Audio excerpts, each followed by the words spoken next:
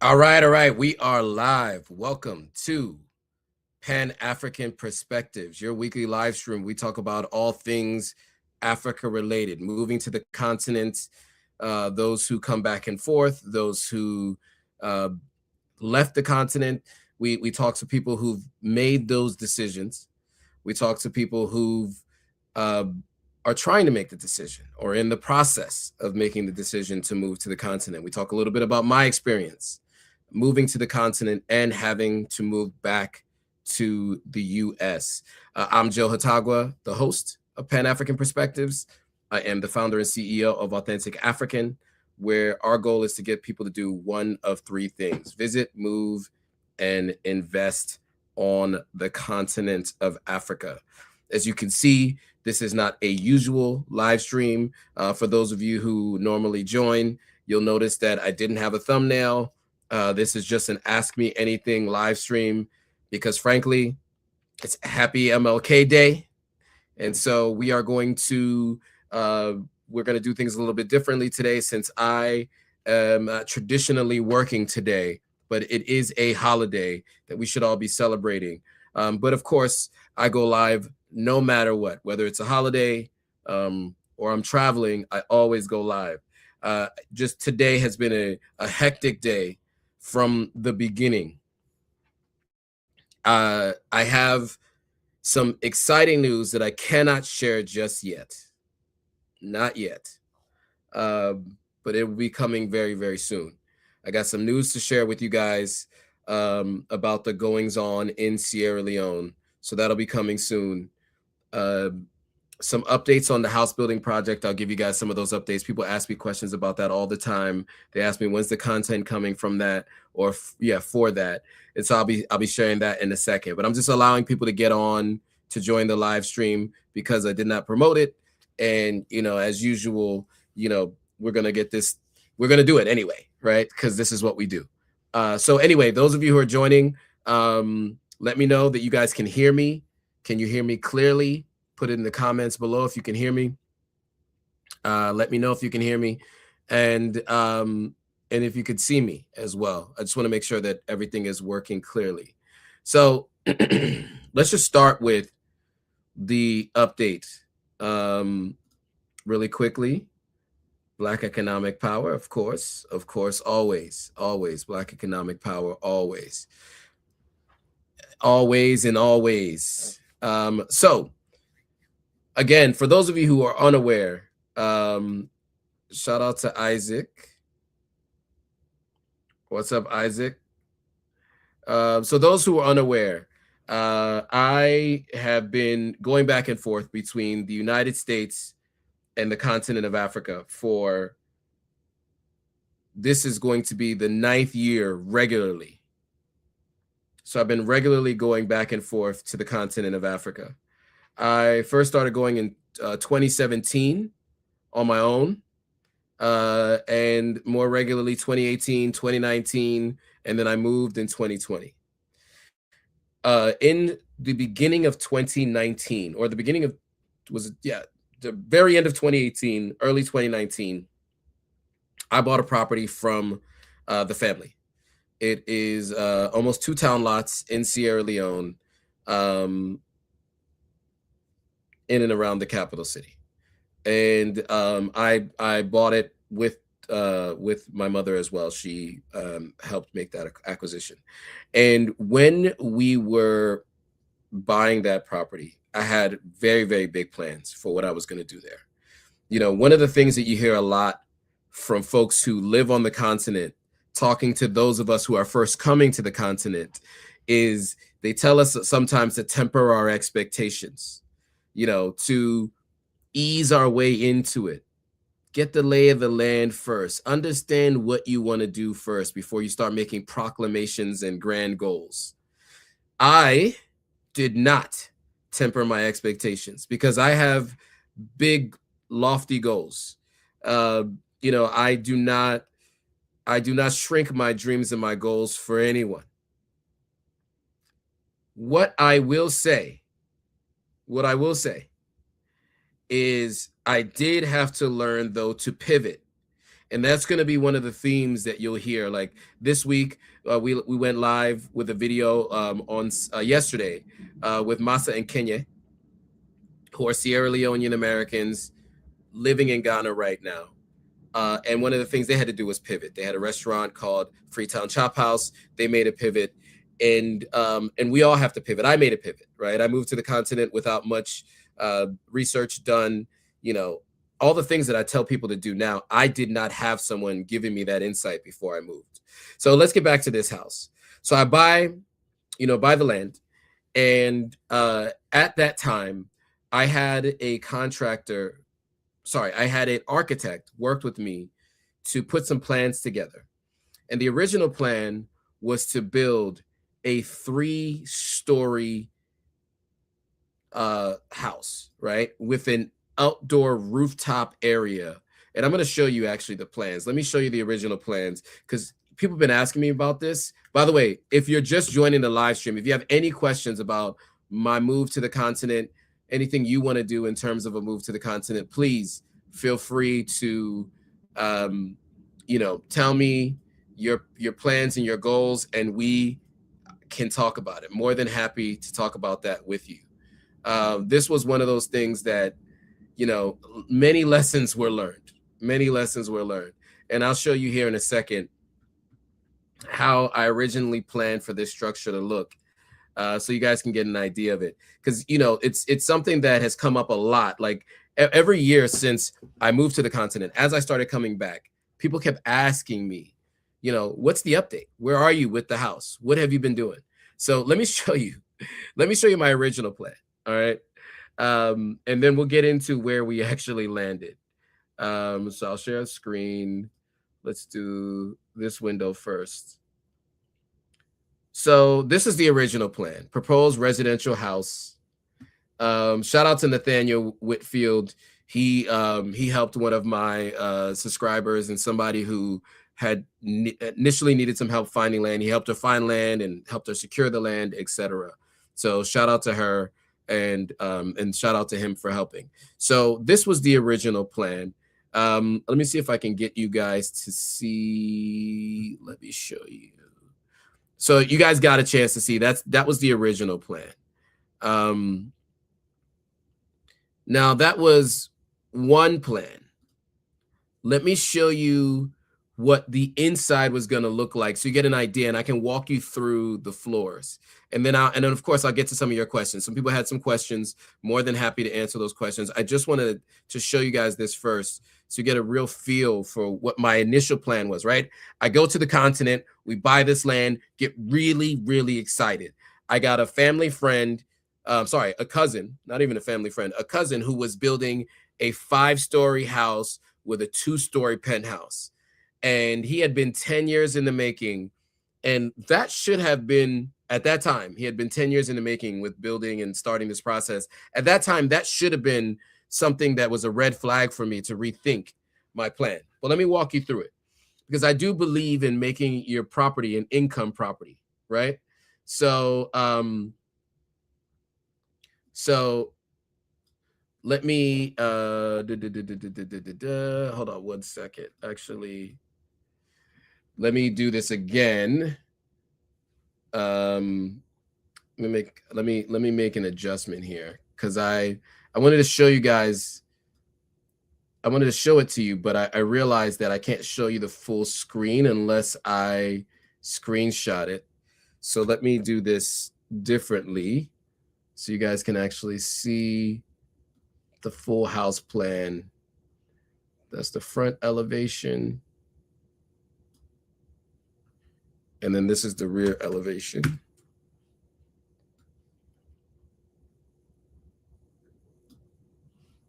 All right. So let's try this again. All right. Now let me share this.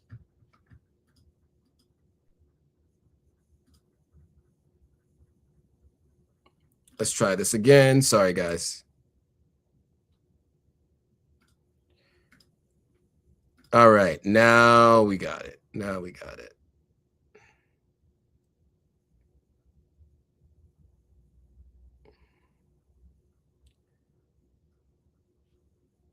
Okay, let's just share the entire screen then. It's not seeming to work, so.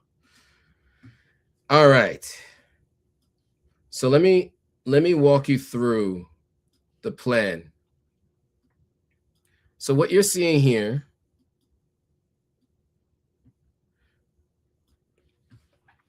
is this is the first floor here.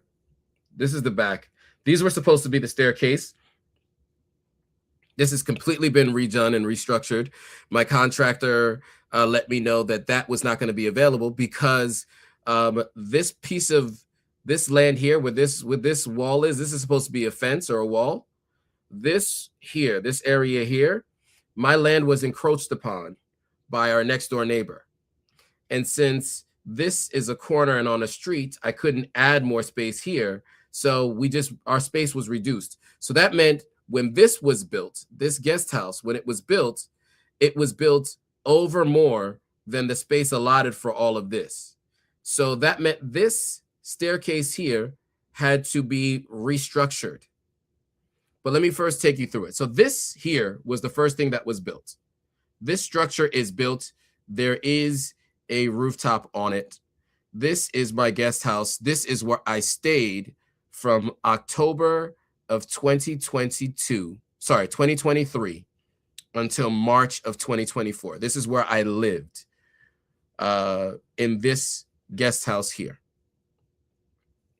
Right now, as we speak, the first floor of the main house is built, and there's a staircase going up to this second floor, and there is a bridge going across here. That is what has been completed. Now, what I have decided is I am no longer doing this third floor and this outdoor space above. This and this are completely scrapped. What I'm doing now is only going to be the first and the second floor. And this still remains an outdoor area on top of the guest house. Now, the reason why I made this decision is because of how much I can actually generate from rent by doing this. If I was to do this, all of this would cost around $150,000 to build. All cash money upfront to build. The economy in Sierra Leone is as such that I would not be able to make my money back for at least 25 years. If you do the math and you think about rent, I would not be able to make my money back reasonably. I may be able to get $10,000 per year per floor. Maybe $10,000 a year per floor. If I was able to do that, then technically, with it being, well, no, 2 floors. So that would be $20,000 per year. $150,000 at $20,000 per year. That's 5 years plus another 2.5 years, right? To make that. So that's actually not 25 years. Sorry. If I was to make $10,000 per year on it, it would take me that much time to make that money back. But the stress going into putting up that spending that 150,000 was just not worth it. So what I decided to do, after consulting with many people and 4 contractors later, I've decided we're only going to do 2 floors here. I'm going to rent out the second floor and rent out the guest house. The guest house I will not be able to rent for $10,000 a year, not even close. The second floor, unlikely. And so what we'll do is we'll have a reduced expectations on this particular property. So it'll be the 2 floors. At some point, there's a big enough base and it's structurally sound enough that I could potentially continue to go up higher if I wanted to, right? But it's very unlikely that I'll do so. I think we'll just get the 2 floors and we'll go from there. Now, that all came from experience living on the continent, living in the property, and seeing the economy as it is today. It just is not fiscally responsible to invest that kind of money in a structure of this size when that $150,000 that it would take to build this over how many years depends on how fast I come up with the 150K. But it might make sense to invest in another property somewhere else that has a higher return on investment, maybe in Ghana, maybe in Kenya, maybe in South Africa, right? Where there's a potential for a higher return on investment, and also to diversify the number of properties I have in different places, and diversify my options for income. There are other countries that have way more people traveling to those countries and have a bigger tourism attraction. So maybe it makes sense to have a property in each one of those countries, which allows me to live for free when I go to those countries for extended periods of time. As of right now, when I go to Ghana, I have to pay to stay in Ghana, or I can stay with someone else for free. But, you know, obviously, if I want to have my privacy, have my own space, I'm not able to do that for free in Ghana. If I go to Kenya, the same thing. If I go to South Africa, the same thing. So why wouldn't I take these funds and have multiple properties, one in each country, especially where I have people who can manage it. I have systems in place to manage these properties, and would allow me to Airbnb them, and then stay in those properties when I'm in those countries for free. So this, unfortunately, is scrapped. This whole idea, this up here, this here, that's scrapped, because the cost of this up here is another house in another country. All right. So a couple of things that came up. I wanted to just let you guys know that I'm going to start with that, because people have been asking me questions on where we are, how does it look, et cetera, et cetera. And you know what? Maybe I can just do a real quick showing of what we got so far on the property, because some questions have come up about, you know, kind of how far am I right now? How does it look? Am I proud of the progress? And I should be able to answer those questions for you guys, right? You guys have those questions, so let me answer those questions for you. Give me a second. Let me just figure out how I'm going to share that with you guys, because I do want to show you, you know, where we are right now. I don't want you guys to think that there hasn't been any progress, because it definitely has been. It's just, you know, we'll show it to you really quickly here, and then we'll move on to the questions, because there are a couple of questions that I see here in the chat that I do want to get to. So let me, you know what? Let's do this. Let's do, okay.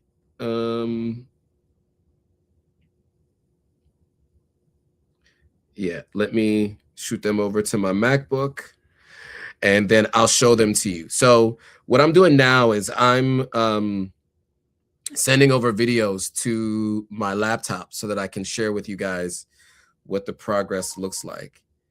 Oh my goodness, somebody's calling right in the middle of the live stream, and of course it's slowing down the sending.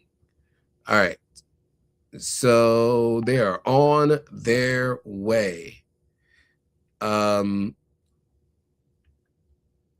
So let me, all right, now that it's showing Finder.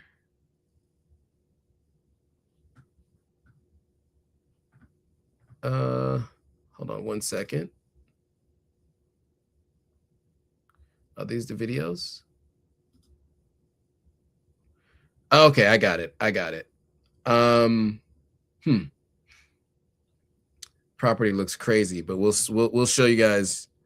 We'll show you guys what we got, right? We might as well, right? You guys have been asking for it. Let's show you. Where is it? My downloads.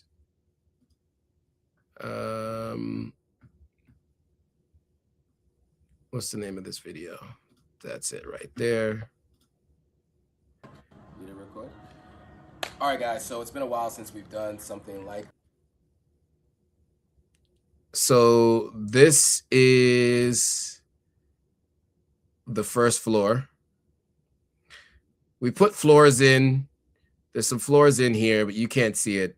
But this is what the first floor looks like. Okay. So now you got a chance to see that. It's been a while since I'm trying to we've see done if I can something like this. find. I'm back here in Sierra Leone. I'll pause that for now, so you at least got a chance to see that. But let me see if I can find the images of the house, so you can get a real chance to see, you know, how the house looks now. What I'm realizing now is I took so many pictures. Okay, here we go. Okay, here we go. Can I just upload these? How can I do this easily? I know there's some questions in the chat. People were asking me specific questions. I know I said ask me anything. I just wanted to show you guys this really quickly so that we could, because so many people have been asking about this. So, okay. I see what's happening.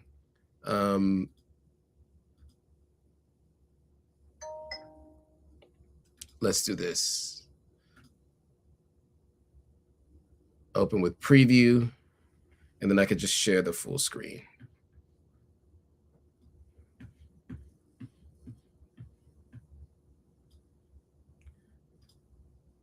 All right. So now let's add this to the stage. Remove this, add this. All right. So here is what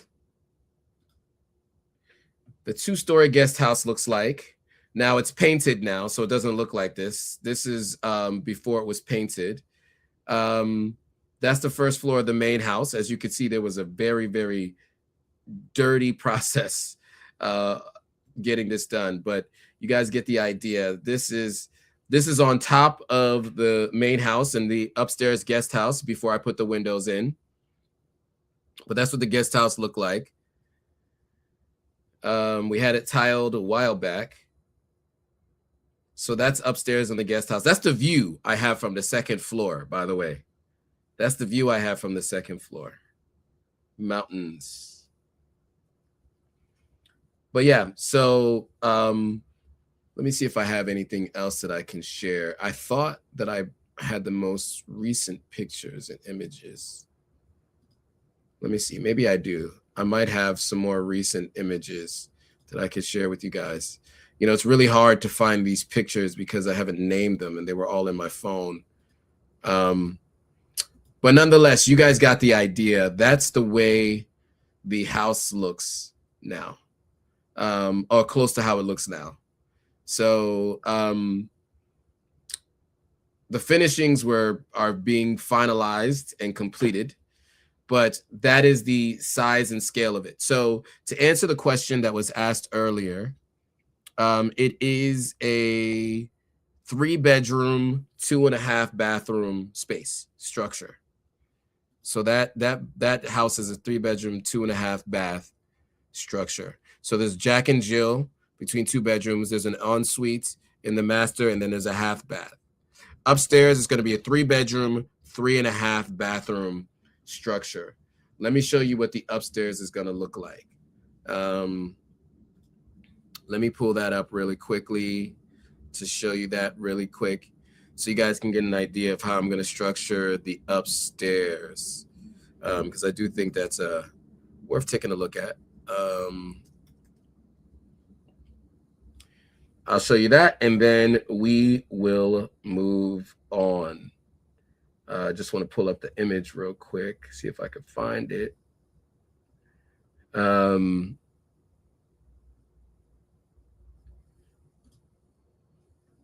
we'll do more of these over time, right? Because at the end of the day, I've been telling people, you guys should invest, you guys should invest.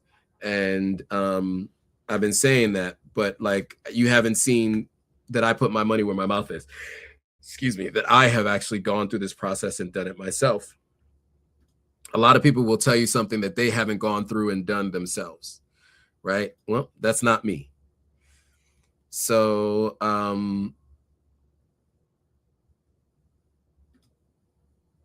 okay. Okay.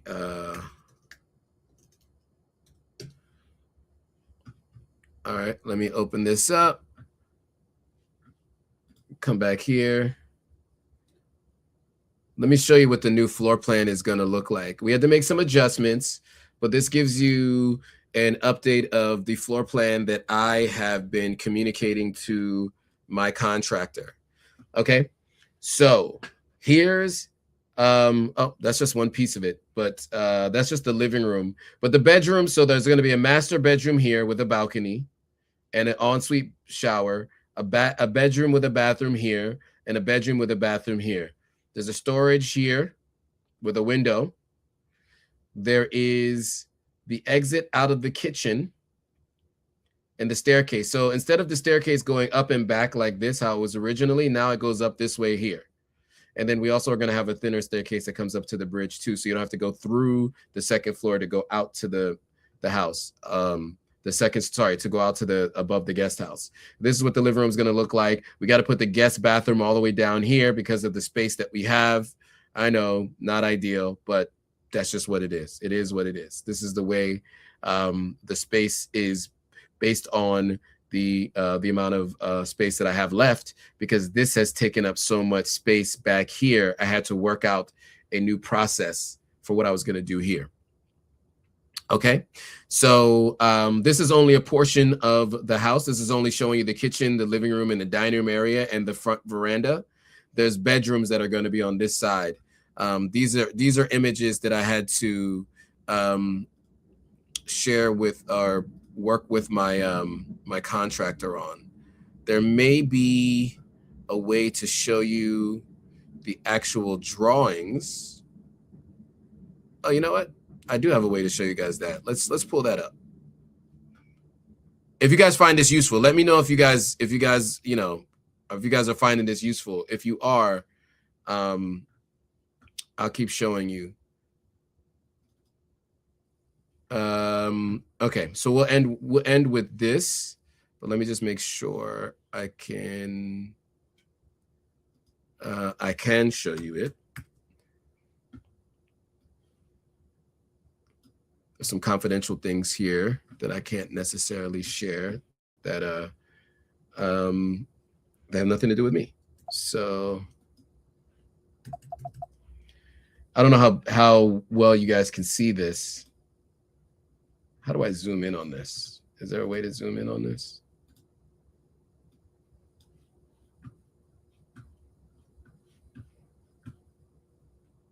All right, well, in any case, you guys are seeing it as it's tiny, but I'll walk you through it. So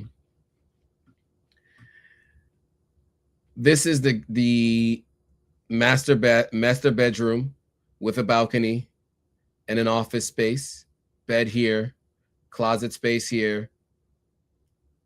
You have a ensuite, guest bathrooms here, balcony for the living room, dining room.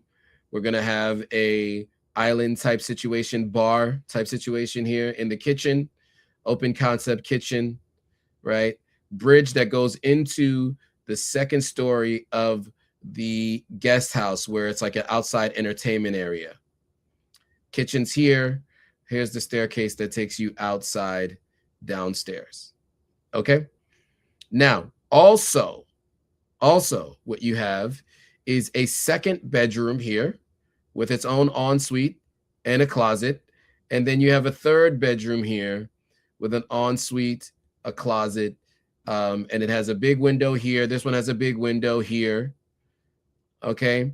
This bedroom actually has 2 windows plus the balcony. So lots of light is going to come into this master bedroom. There's actually going to be another window here as well. So window on this wall, balcony, window here, window here. So lots of light coming into this master bedroom here. This will be my bedroom. This will be locked. So for those who Airbnb this location, these are the 2 bedrooms that are available for the Airbnb, and they can use this space and the outdoor space. But you got the idea. That, ladies and gentlemen, is the house. This is a good project that you're building. Thank you. I appreciate it. This project has taken much dedication. I know. Thank you. Donovan says, this is excellent. Keep it up. Thank you. Thank you. Gus Motorsports says, wow, nice. Thank you. Yes. Hi. I'm glad I got to this. I'm glad you did as well. Thank you. Ezra. Ezra's also saying, can you build a 3-bedroom and parlor 2-story for 40,000 euros? That's going to be tough. In Sierra Leone, that's very tough. It's possible. Yes. Yes, it is possible. But a 3-bedroom and a living room, it depends on how many bathrooms you want. It depends on what kind of finishings you want. Sierra Leone imports a lot of its products. And so that tends to increase the cost of many things there. So it's very challenging sometimes to be able to build a house for the price that you're asking for. It's going to be more like 50,000 plus, especially because you're going to have a foundation built, which is going to require a lot of cement to build the foundation to begin with.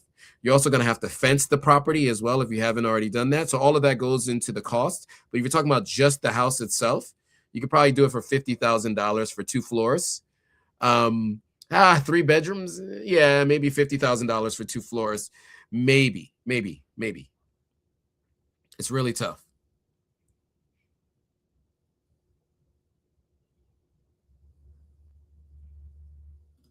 Oh, Gus Motorsport says, just in case you guys haven't figured it out yet, in Africa, the bathroom must have an exterior wall for ventilation. There is no exhaust fan for ductwork. Yes, ductwork. Yes, that is true. So that's why you saw on my floor plans, all of them have an exterior wall. We have window here, window here, window here in this bathroom.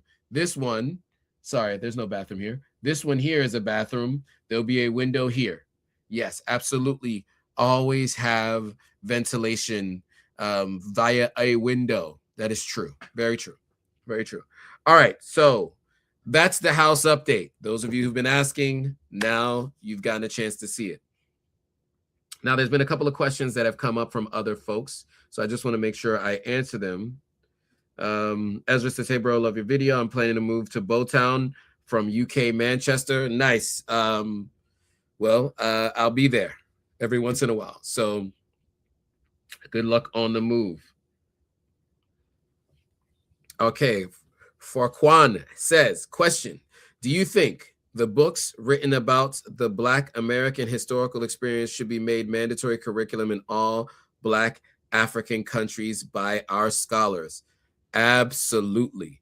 They should be required reading. In fact, I believe that what is taught in AP African American Studies should be taught to all of our people, whether that is through our own teachings or through requirements in schools across the continent of Africa. And I say that because Ghana, as much as there were attempts to try to stop its progress, and as much as you talk to Ghanaians who, of course, want to see their country further than it is, there's a reason why there's always been this cyclical nature of African Americans coming to Ghana. As you might have heard on last Monday's live stream, Kwame Nkrumah, the first president and prime minister of the country of Ghana, number one, he changed the name from the Gold Coast to Ghana. Why? Because Ghana was an empire in the Mali, West African region at one point in time in the past. So he then decided to name this new stated country as Ghana. No more Gold Coast, which is the British name. That's number one. So he took a historical name because he understood that, and he named Ghana that. Also, the colors are the colors of the Pan-African colors. There's a black star on the flag as a tribute to Marcus Garvey and the Black Star Line cruises, where he was planning to have those of African descent traveling to Africa. Never came to fruition, but he was actually inspired by Marcus Garvey. Kwame Nkrumah went to an HBCU in the United States. He actually pledged in a historically Black fraternity. And so Martin Luther King, by the way, was at Kwame Nkrumah's inauguration. When he became president of Ghana, Martin Luther King traveled to Ghana to be there. Why is all that important? You don't have that kind of cyclical nature of people coming back and forth to the country with open arms, people saying welcome, akwaba being the statement that you hear from people. You don't have that without that being a part of the fabric of the country. It was built that way. Many of the other West African countries do have people coming back and forth, but it is not the same as the way it is in Ghana. You see why people are moving to Ghana in troves, in large numbers. You see why Dirty December has become this big, extraordinary thing. You know, it doesn't matter who's the president of Ghana. It doesn't matter who's the president in any other country. As long as there's no global pandemic, there are going to be people now in troves going to Ghana. We don't know if the numbers are going to slow down. Maybe they will. But since 2020, the numbers have gone up tremendously every year. So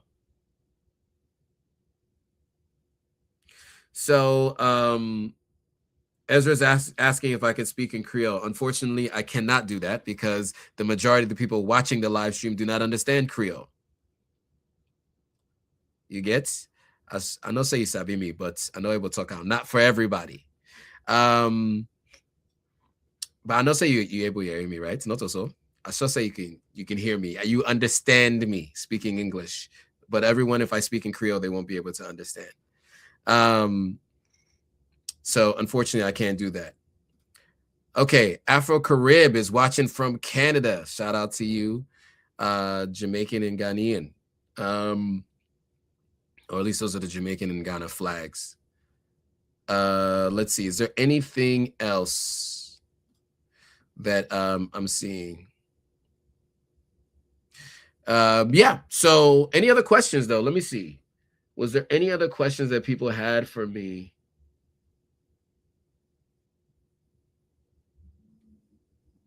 Oh, here we go.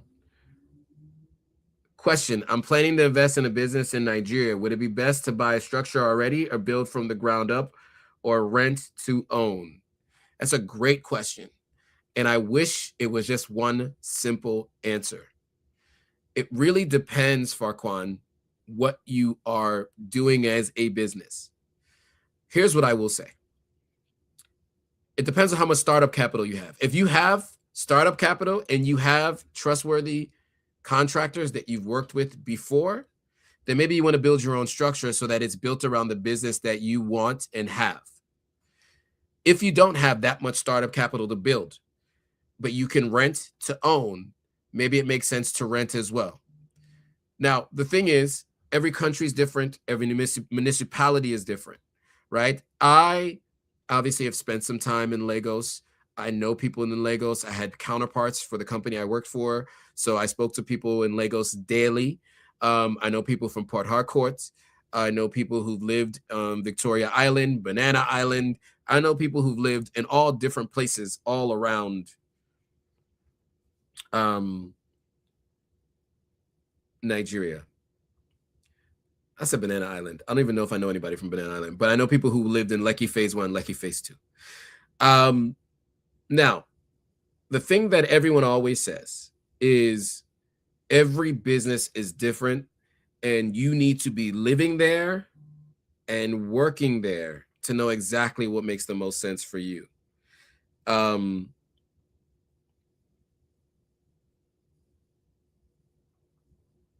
So that's the thing. Like, one of the things that I found very, very difficult is understanding a market that I am not currently in, doing business in, and talking to other people that are there on the ground.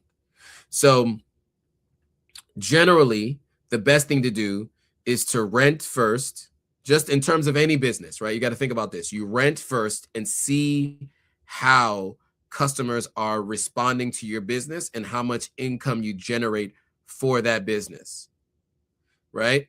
As you build that business and you determine you have the customer base, you have the income, you can then go ahead and either acquire the property if you have the ability to rent to own. You have the ability to acquire that property from the owner, and you want to, and people are just used to that location and they want to come there and continue to patronize your business. Then yes, you can acquire that building and go from there. If it's outgrown the location, then you buy and build somewhere else, and maybe you do like a second location, continue to rent that one as your home stay. But you absolutely want to spend the most time doing market research and let your customers tell you how big your business is going to be. Do not assume before you start the business how big that business will be.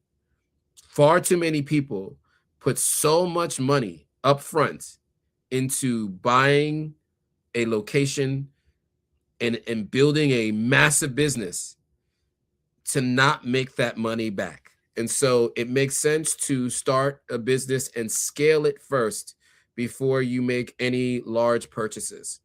I would not recommend you make any large purchases before you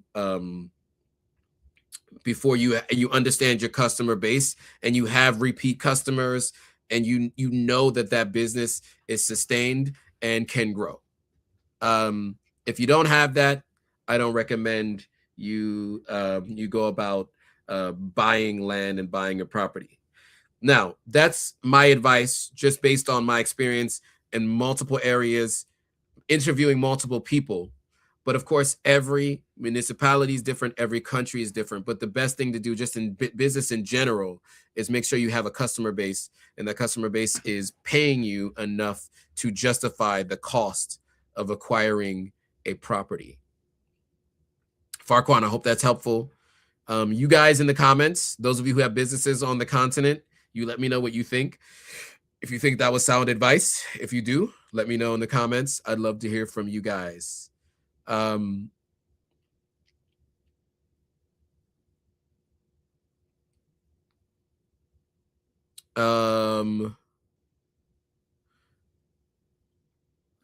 So Afro-Carib says, saw your old stomping grounds the other day. Chado is amazing, so developed.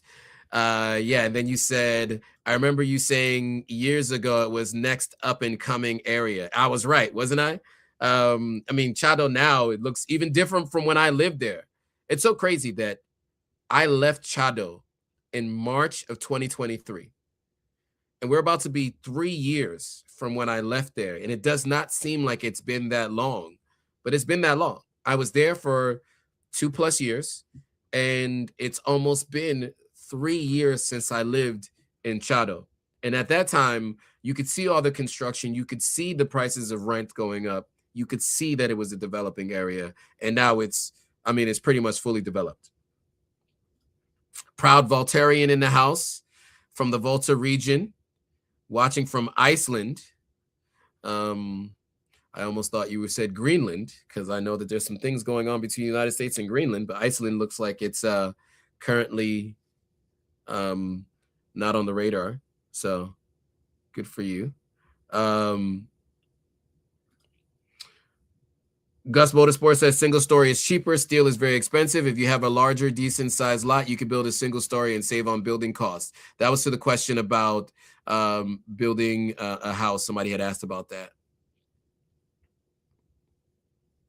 Okay, Ezra says, I'm considering doing a refinery business, Nasalon. For example, palm oil, rice, and soup manufacturer with buying the machine in China. Would you consider this a good business in Salon? Technically, yes. But what you want to do is make sure you do market research on the ground first. Find your target audience. Who are you going to be selling to? You need to find out, you need to look for your customers before you even start the process. You need to make sure you already have customers before you buy that machine. I mean, obviously, they're not going to say, yes, I'm giving you money right now, but you need to know who is going to be buying from you. Are you going to go direct to consumer, right? Which is going to be very difficult to do. Or are you going to be selling to other people who sell to consumers? So are you selling to restaurants? Are you selling to local grocers? Are you selling to the petty, I don't want to say petty, but the small convenience shops, right? Who are you selling your product to? So make sure you have done your market research on who you would be selling to, how much you can sell, and then what that turnover cost is going to be before you go acquire a product from China, ship it, and start the process of a business. So do your market research first, be on the ground in Sierra Leone, and make sure you do that market research. That way, you at least won't be wasting your capital. It'll be well advised capital expenditures. But I definitely recommend you go first. Farquan says, makes sense. Learn the terrain on my previous question. Jada, what's up, Jada? You did miss the house project. Go back and take a if you just scroll, if you take the cursor and move it back to the beginning, you'll be able to watch from when I started on that. But I will say right now, we had a mold issue. We are going to be treating the mold over the next week or so. Because I did show you guys where we were, but I didn't tell you guys where the actual progress is. So we had a mold issue. We're treating the mold right now. So that's being treated. And then we're going to paint. And then once we do that, we're going to work on finishing the second floor, getting the walls up, getting the roof on, maybe getting some windows and doors in. And then we'll spend some time working on the finishings over the rest of the year. But before the rainy season, I want to get the walls and the roof on so that I don't have to deal with another rainy season ruining appliances and just my overall quality of life there on the continent and in Sierra Leone. So that is something I'm working on. Afro-Carib says, I wish I could have invested back then. I already had a building project in Pram Pram. Oh, you mean in Chado? Yeah. Ezra says, thanks for your advice. Yeah, we all wish we could have done then what we know now. That's what everybody always says. And the thing that I can say is you guys are doing the right thing. You're at least getting information now, and you can begin to work and act on it now. I tell people this all the time. Back in 2016, I was looking at real estate. I wanted to buy real estate. Where should I buy real estate? And some friends of mine from college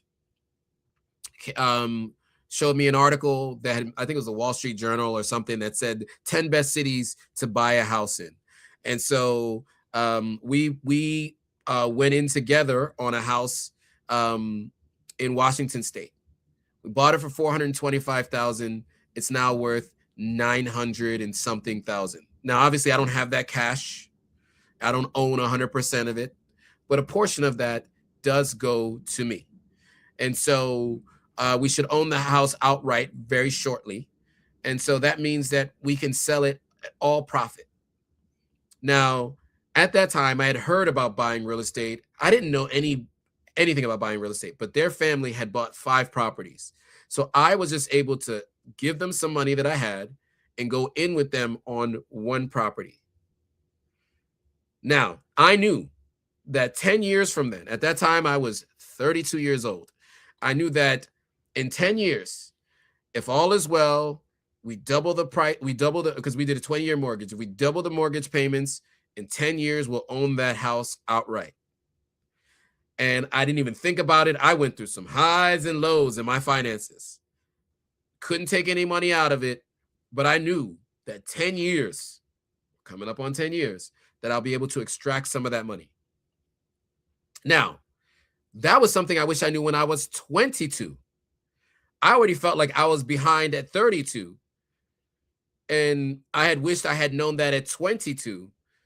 But I found out when I found out, and I did it when I did it. There were other things that I wish I had done, but you can't go back and change anything. All you can do is act on the present. What can you do right now? So if you're very serious about getting into real estate, continue to watch live streams like this. Go find other people who have made purchases and listen to what they did right and wrong, and make sure you have people on the ground who know the business well before you do anything. If you guys are interested actually in talking to folks, especially in Ghana, like if you want to buy land in Ghana, I have connections with really good people in Ghana, and I can put you in touch with them. Let me know in the comments after this video is over, because I'm not going to see them in the here. You're gonna have to let me know after this video. After this live stream, post as a video. Go over to the YouTube channel, put it in the comments, and I will share a form that you can fill out so that you can talk to them and they can help you through that process. In Sierra Leone, we're working on it. We're working on putting a system together to help people make land purchases in Sierra Leone. I have to be much more heavily involved there, and I just don't have the bandwidth to really be involved in helping people get their paperwork done, etc. So I would say if you're looking to buy in Sierra Leone, set up some consulting sessions with me. I can give you some one-on-one guidance.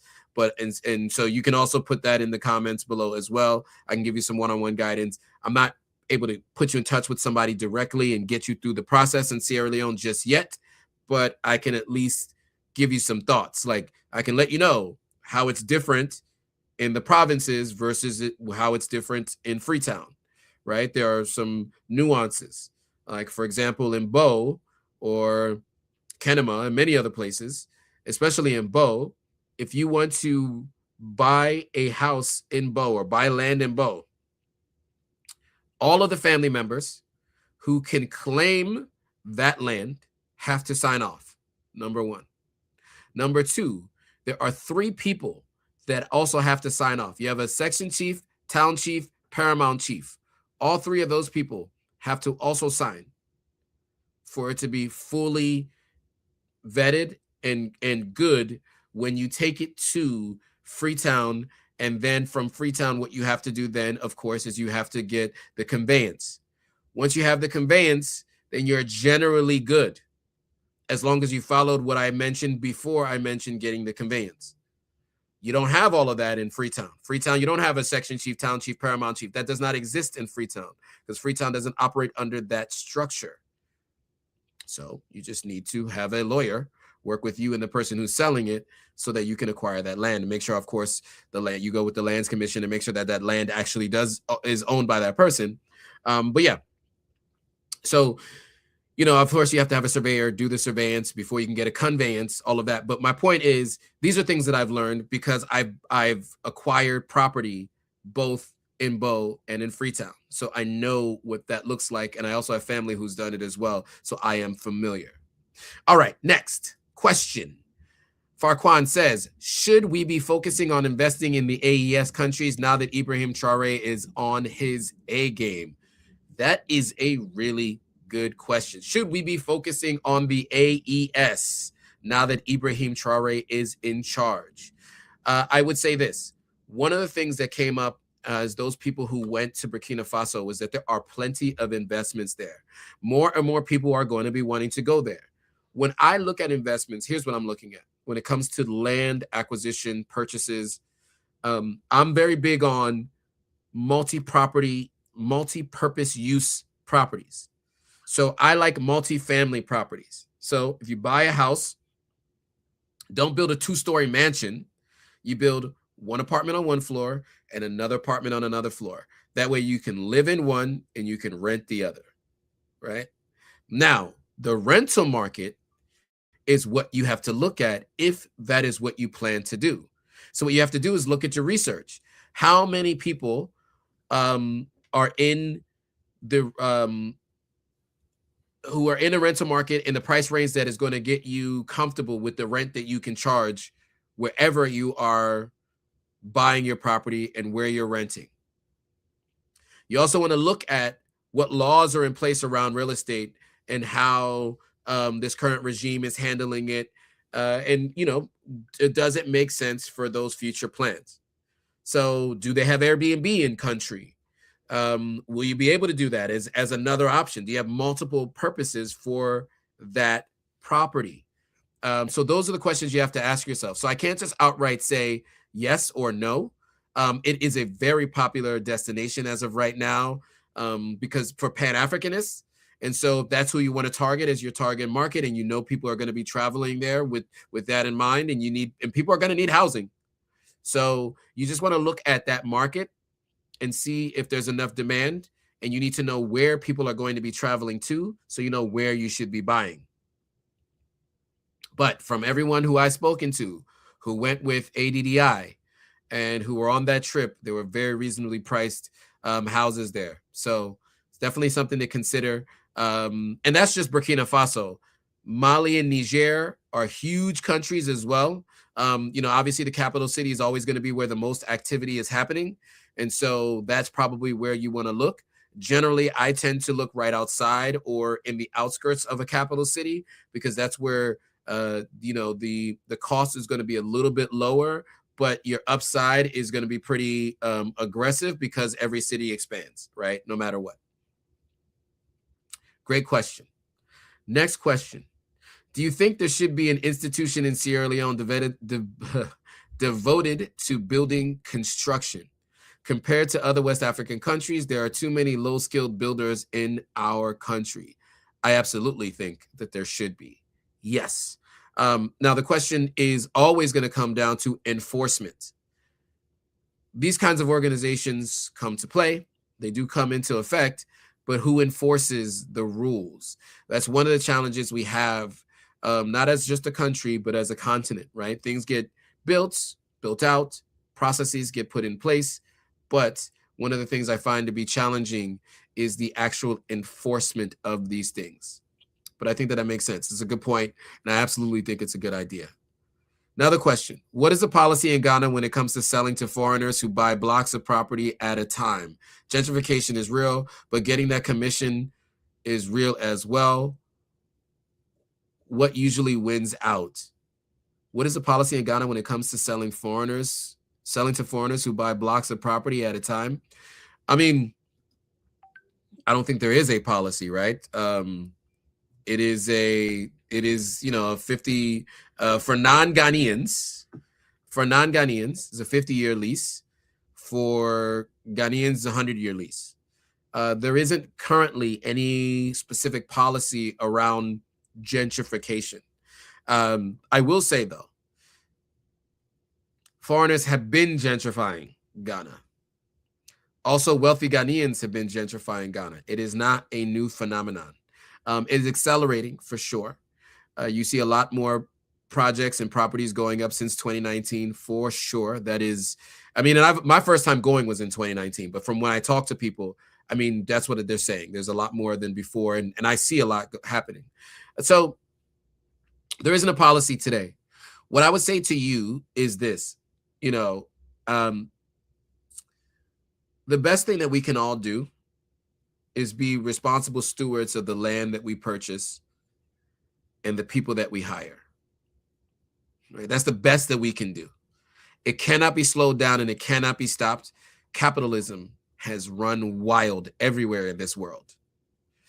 And if you think that anybody who has the interest of lining their personal pockets are going to be thinking about anybody else, it's unlikely. So the best thing that we can all do is that we can ensure that we operate with integrity.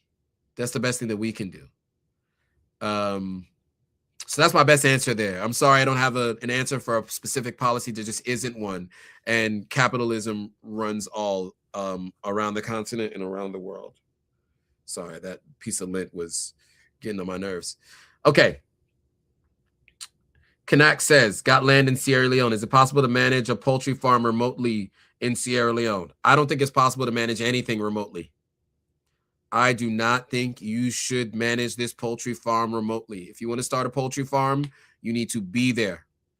Maybe at some point you can have someone take over, but I do not recommend managing any business remotely.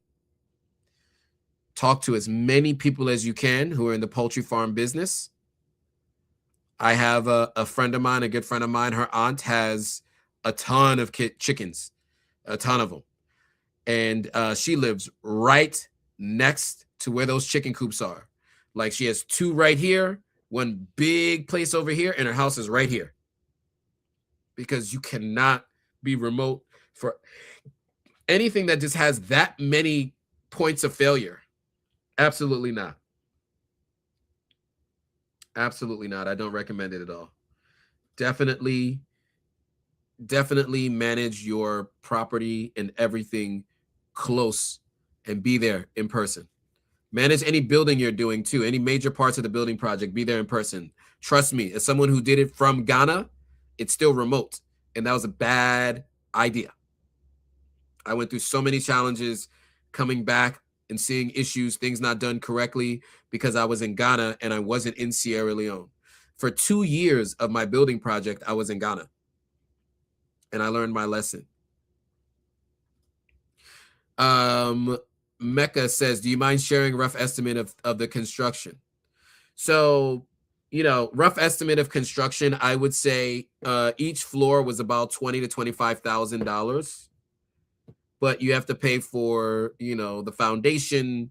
So you got to add some costs there. I'm talking about the land, property. I did a boys' quarters. I built a guest house. I mean, all in, we're probably talking about $80,000 for the first floor, a guest house that's 2 stories, a boys' quarters, a security post, excavation, the fence, the foundation of the 2 properties. We're probably talking 70, 80,000, maybe even 90,000 at this point. It's about 70 to 80,000 probably on all of that. And then of course there's another floor that's going up. So yeah, I mean, that's probably what I would say rough estimate over 4 years, 5 years now, almost 6. we started construction, started building the fence in 2020.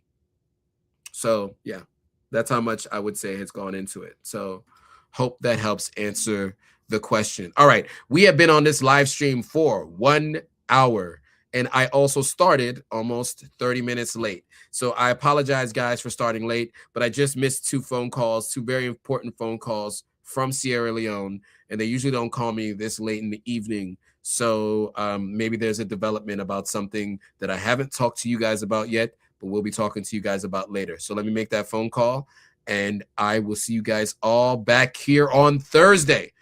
Thursday, 11 a.m. Eastern Standard. Sorry, Thursday at 10 a.m. Eastern Standard Time. I'll be live with Gloria Ayo to talk this week in Africa, all things Africa related. We will have that conversation. Don't even know what we're going to be talking about, but we will be talking about a lot. Also, check out the channel. Lots of videos that went live. Masa and Kenya's video went live Sunday. This coming Sunday, we're going to do the tour of the Bintumani boutique that they just built. The last 2 weeks has been the Civil War story 2 weeks ago. And then yesterday, I just went live with their full story about how they had to pivot from one business to another, why they moved to Ghana, what the process has been like running 2 businesses in Ghana over the last couple of years. Really interesting story. Go check it out. If you haven't already, hit that like button, hit that thumbs up. Make sure you share this with anybody you know who's thinking about getting into business and or real estate in West Africa, specifically Ghana or Sierra Leone, since that's, my main areas of focus. And also stay tuned. Hit that subscribe button, hit that notification bell. Those of you who are watching these videos, make sure you subscribe. Make sure you hit that notification button and notify and hit all on the notification bell so you're notified every time a new video comes out. So with that, thanks for watching. See you guys all in the next video. Bye, guys.